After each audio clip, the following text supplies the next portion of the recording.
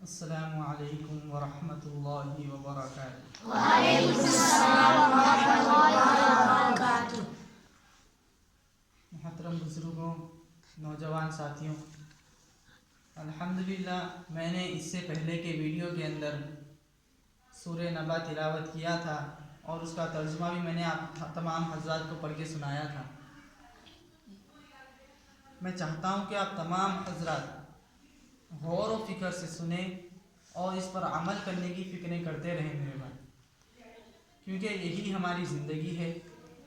ہر چیز اسی سے ہماری جڑی ہونی چاہیے، کیونکہ زندگی کو اگر کامیاب بنانا ہے، زندگی کو اگر اونچے مقام پر لے کر جانا ہے، زندگی اگر ہماری صحیح راستے پر چلتی رہے تو میرے بھائی اللہ کی رسی کو کبھی نہیں چھوڑنا چاہیے۔ اللہ کے جو احکامات ہیں ان تمام احکامات کی عمل کرتے ہوئے زندگی گزاریں اور اللہ کے رسول صلی اللہ علیہ وسلم کے طریقوں پہ زندگی گزاریں اور پیارے رسول اللہ صلی اللہ علیہ وسلم کی سنت کو، ایک ایک سنت کو جان جان کر اسے زندہ کریں۔ پوچھیں، پتہ نہیں چلا تو کسی مولوی کے پاس جائیں، مسجد کے جو امام ہوتے، محلے کی مسجد کے اماموں کے پاس جائیں، مولانا مجھے فلانی چیز کی بتائے، مولانا مجھے فلانی مسئلہ یہ بتائیں، جائیں، جا کر جائزہ نکالیں، پہچانیں سنت کیا ہے، اللہ کے رسول صلی اللہ علیہ وسلم کیا کیا فرماتے تھے، کیسی زندگی آپ نے بسر کی، کیسی تکالیفیں آپ نے اپنی زندگی کے اندر اٹھائیں۔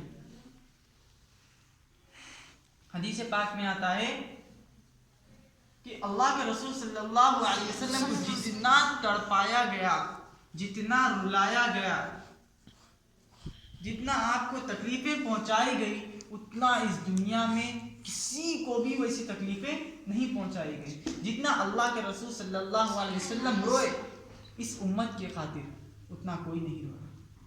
جتنی تکلیفیں آپ صلی اللہ علیہ وسلم نے کھائی ہیں اتنا کسی کو تکلیفیں نہیں دی گئی۔ آپ صلی اللہ علیہ وسلم پر ایسی تکلیفیں آتی تھی، ایسی مصیبتیں آتی تھی، آپ راستے میں چلتے تو لوگ آپ کے سامنے آپ کے پیر مبارک کے پاس کانٹے بچھا ڈالتے، پھر بھی آپ نے انہیں بد دعا نہ دی بلکہ آپ صبر کرے اور ان کی ہدایت کے لیے اللہ سے دعا کیا۔ اس لیے میرے بھائی زندگی کامیاب تبھی ہوتی ہے جس کے اندر اللہ راضی ہو۔ اس لیے میں چاہتا ہوں کہ میرے بھائی اللہ کی رسی کو مضبوطی سے پکڑیں۔ زندگی کو کامیاب بنانا ہے تو میرے بھائی پکڑ لے رسی کو۔ جتنی زیادہ عبادت جوانی میں اگر ہم کریں گے اتنی زیادہ اللہ کی عبادت پسند ہے۔ جوانی کی عبادت اللہ کو بہت پسند ہے۔ اگر آپ جوانی کا ایک سجدہ کرو گے بڑھاپے کے 70 سجدوں کے برابر آپ کو ثواب دیا جائے گا۔ اور ایک اور چھوٹی حدیث پڑھ کر میں آپ کو قرآن کی تلاوت کروں گا، غور سے سنیے، بہت پیاری حدیث ہے۔ آج کل ہمارے نوجوانوں کے لیے بالخصوص یہ ہے، نوجوان ہمارے بہت تیزی میں نماز پڑھتے ہیں، تیز جھکتے ہیں، تیز رکوع کرتے ہیں، تیز سجدہ کرتے ہیں، وضو بھی تیز بناتے ہیں۔ اچھی بات ہے، وضو تیز بنانا چاہیے۔ نماز، اب سنیے میں کیا کہہ رہا ہوں، غور سے سنیے گا آپ حضرات۔ اللہ کے رسول صلی اللہ تعالی علیہ وسلم نے ارشاد فرمایا، وضو جوانوں کی طرح کیا کرو، نماز بوڑھوں کی طرح پڑھو۔ دیکھتے ہوں گے آپ لوگ بوڑھے کس طرح آرام سے رکوع، آرام سے سجدہ کرتے ہیں، ایسا رکوع میں آرام سے جاتے ہیں، پھر سجدے میں بھی رکوع سے آرام سے اٹھتے ہیں، پھر سجدہ آرام سے کرتے ہیں۔ اس طرح ہم نوجوانوں کو چاہیے کہ اس طرح ہم نمازیں رکھیں، آرام سے جائیں، اطمینان سے، ٹھہر ٹھہر کر رکوع کر رہے ہیں، اٹھ رہے ہیں، سجدہ کر رہے ہیں، اٹھ رہے ہیں، نہیں، اطمینان سے پڑھیں، دل کو تسلی دیتے ہوئے اللہ کو راضی کرنے کے لیے ایک دم اطمینان سے نماز پڑھیں، جس سے اللہ بھی راضی ہو جائے، جس سے اللہ کے رسول صلی اللہ علیہ وسلم بھی راضی ہو جائے۔ فکریں کریں میرے بھائی، احساس پیدا کریں۔ چلیے میں آج قرآن مجید پڑھ کے سناتا ہوں آپ حضرات کو۔ پارے 30 کا دوسرا سورہ جو سورۃ النازعات ہے، میں وہ پڑھ کے سناتا ہوں ترجمے کے ساتھ، غور سے سنیے گا حضرات۔ اور جو بھی حضرات نے اس ویڈیوز کو سبسکرائب نہیں کیا سبسکرائب کر دیں، لائک کریں، شیئر کریں، دوسروں سے زیادہ دوسروں کو پہنچانے کی فکریں کرتے رہیں میرے کو۔ چلیے پڑھتا ہوں، غور سے سنیے گا۔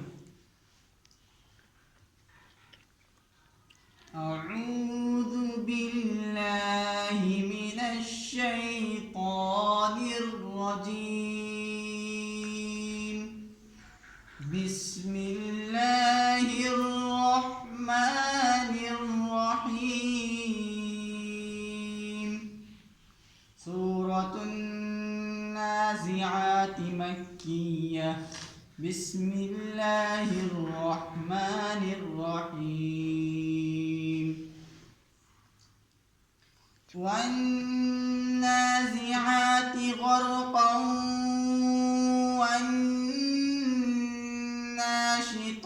نشطا والسابحات سبحا قسم ہے ان فرشتوں کی جو ڈوب کر سختی سے جان نکالتے ہیں اور قسم ہے ان فرشتوں کی جو ایسی آسانی سے جان نکالتے ہیں گویا وہ گرہ کھولے ہیں اور قسم ہے ان فرشتوں کی جو آسمان اور زمین کے درمیان تیرتے پھرتے ہیں فالسابحات فالسابقات سبقا فالمدبرات امرا پھر ایک دوسرے سے آگے بڑھنے کی کوشش کرتے ہیں پھر دنیا کے کاموں کا انتظار کرتے ہیں یوم ترجف الراجفہ کہ قیامت ضرور آنے والی ہے جس دن زمین میں ایک زلزلہ آئے گا تتبعها الرادفہ اور اس کے بعد اور زلزلہ آئے گا قلوب یومئذ واجفہ اس دن لوگوں کے دل دھڑک رہے ہوں گے ابصارها خاشعہ اور مارے خوف کی نظریں نیچی ہوں گی یقولون انا لمردودون فی الحافرہ یہ لوگ کہتے ہیں کہ کیا ہم مر کر پہلی حالت کی طرف پھر لوٹنا جائیں گے اَإِذَا كُنَّا عِظَامًا نَخِرَةً اور کیا ایسا ہوگا جب کہ ہم بوسیدہ ہڈیاں ہو جائیں گے قَالُوا تِلْكَ إِذًا كَرَّةٌ خَاسِرَةٌ وہ کہتے ہیں کہ اگر ایسا ہوا تو یہ لوٹنا ہمارے لیے بڑا نقصان دہ ہوگا فَإِنَّمَا هِيَ زَجْرَةٌ وَاحِدَةٌ وہ اور یاد رکھیں کہ بے شک وہ قیامت صرف ایک ڈانٹ معنی ہیبتناک آواز ہوگی فَإِذَا هُمْ بِالسَّاهِرَةِ اور وہ سب کے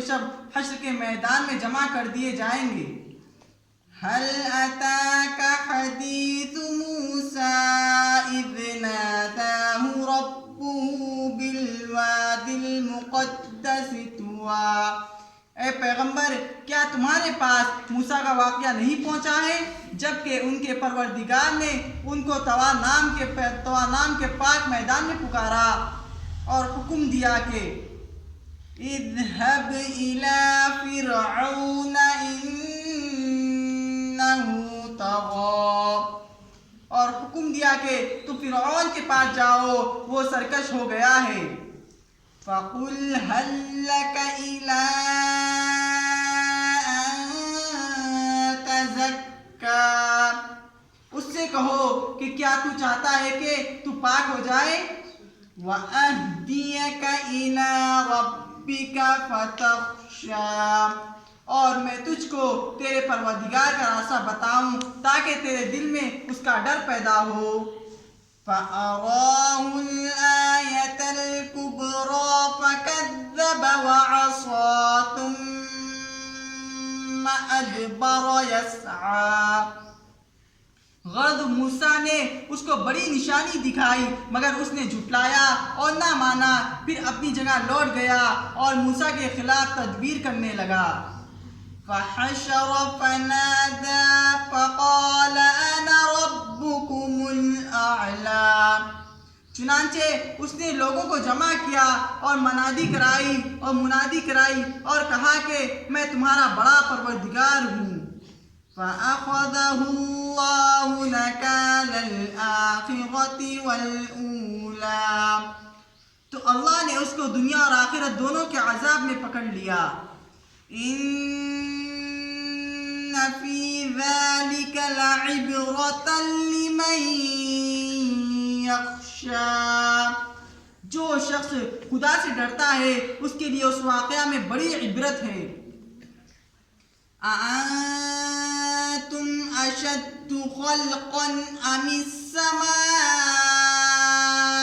بناها، لوگوں تمہارا پیدا کرنا مشکل ہے یا آسمان کا اللہ نے اس کو بنایا اس طرح سے کہ رفع سمكها فسواها وأغطش ليلها وأخرج ضحاها، اس کی چھت کو اونچا کیا اور اس کی درست بنائی اور اس کی رات کو تاریک کیا اور دن کو دھوپ نکالی.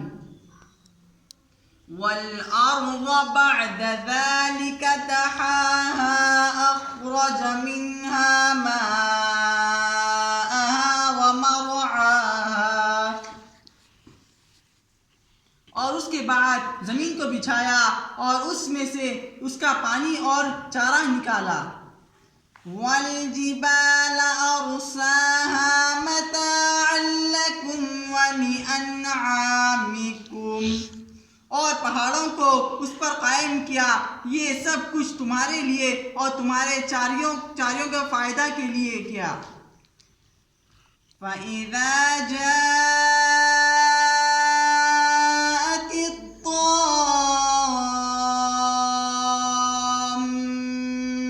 الْكُبْرَى، تو یاد رکھو جب وہ بڑی آفت آئے گی. يَوْمَ يَتَذَكَّرُ الْإِنسَانُ مَا سَعَى وَبُرِّزَتِ الْجَحِيمُ لِمَنْ يَرَى، تو انسان نے دنیا میں جو کچھ کیا ہوگا اس دن اس کو دیکھے گا اور دوزخ سب دیکھنے والوں کے سامنے کر دی جائے گی. فَأَمَّا مَنْ طَغَى وَآثَرَ الْحَيَاةَ الدُّنْيَا، تو جس نے سرکشی کی اور دنیا کی زندگی کو آخرت پر مقدم کیا. فَإِنَّ الْجَحِيمَ هِيَ الْمَأْوَى وَأَمَّا مَنْ خَافَ مَقَامَ رَبِّهِ وَنَهَى النَّفْسَ عَنِ الْهَوَى، تو دوزخ اس کا ٹھکانہ ہے. اور جو شخص اپنے پروردگار کے حضور میں کھڑے ہونے سے ڈرا اور اپنی نفس کو خواہشوں سے روکتا رہا. فَإِنَّ الْجَنَّةَ هِيَ الْمَأْوَى، اور اس کا ٹھکانہ جنت ہے. يَسْأَلُونَكَ عَنِ السَّاعَةِ أَيَّانَ مُرْسَاهَا فِيمَ أَنْتَ مِنْ ذِكْرَاهَا، اے پیغمبر یہ لوگ تم سے قیامت کے بارے میں پوچھتے ہیں کہ وہ کب واقع ہوگی، تو اس کے بیان کرنے سے تمہارا کیا تعلق. إِلَى رَبِّكَ مُنْتَهَاهَا، اس کے علم کی انتہا تمہارے پروردگار کی طرف ہے. إِنَّمَا أَنْتَ مُنْذِرُ مَنْ يَخْشَاهَا، تم اس شخص کو ڈرانے والے ہو جو اس سے ڈرتا ہے. كَأَنَّهُمْ يَوْمَ يَرَوْنَهَا لَمْ يَلْبَثُوا إِلَّا